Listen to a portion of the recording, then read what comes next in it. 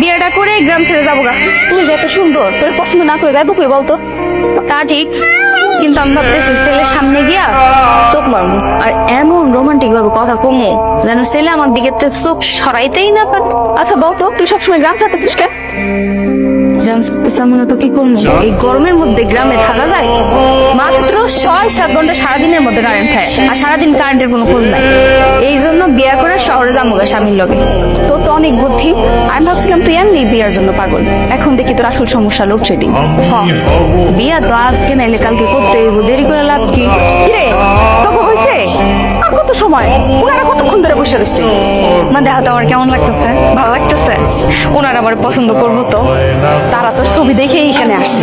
বিয়ার কথা সব ঠিকঠাক, এখন শুধু আংটি পরে আর দিন তারিখ ঠিক করো। মাশাল্লাহ মাশাল্লাহ, তাইলে মা তাহলে আজকে এই বিয়াটার ব্যবস্থা করে দাও। চলো চলো চলো।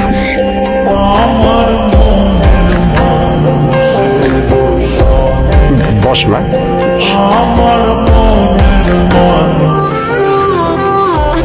সাহেব, সুলতান সাহেব বাড়িতে আছেন নাকি? বাড়িতে কি বিয়ে শাদীর আয়োজন চলতেছে নাকি? আপনার গত 6 মাসের বিদ্যুৎ বিল বকেয়া রয়েছে, আর এই মাসে 3 দিন শেষ হলে মোট 7 মাস হইব। এই বকেয়া বিলের তো না কতদিন আপনার বাড়ির উঠানে আমরা আওলাবো কম তো? এদিকে ঠিক উঠানে মায়ের বিয়ে দিতেছেন। আপনি এখানে আসছেন কেন?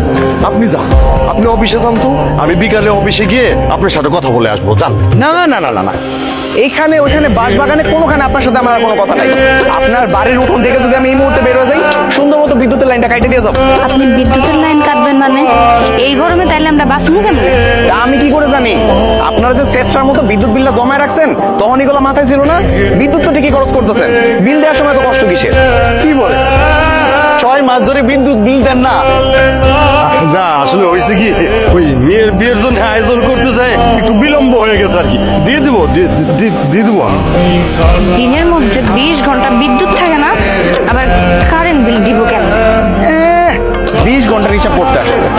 যতখানি বিদ্যুৎ ব্যবহার করেন ওইটুকু বিল তো দেন না। বাকি 20 ঘন্টা যদি বিদ্যুৎ ব্যবহার করতেন, ওইটার বিল যে কবে পাইতাম আল্লাহ মালুম। আপনাদের কোনো কাণ্ডজ্ঞান নেই? এখানে একটা বিয়ের আয়োজন চলতেছে, এখানে সে ঝামেলা শুরু করে দিছে। এই আপনি চুপ থাকেন তো। বিয়ার সাথে গল্প করতে আসছে এই আপনার মতো গ্রামবাসীর জন্য না আমার চাকরি নিয়ে টানটানি লেগে গেছে, বুঝছেন? বিয়ে এরকম একটা বাংলা 10টা করানো যাবে। এই আপনি তো বিরাট খারাপ মানুষ। দেখতেছেন এখানে একটা বিয়ে শাদীর কথা চলতেছে, একটা মেয়ের কত স্বাদের এই দিনটা, আপনি সেখানে এসে বিয়ে ভাঙার চেষ্টা করতেছেন। আপনার মতো লোকের চাকরি দিচ্ছে কে? আমার কে চাকরি দিছে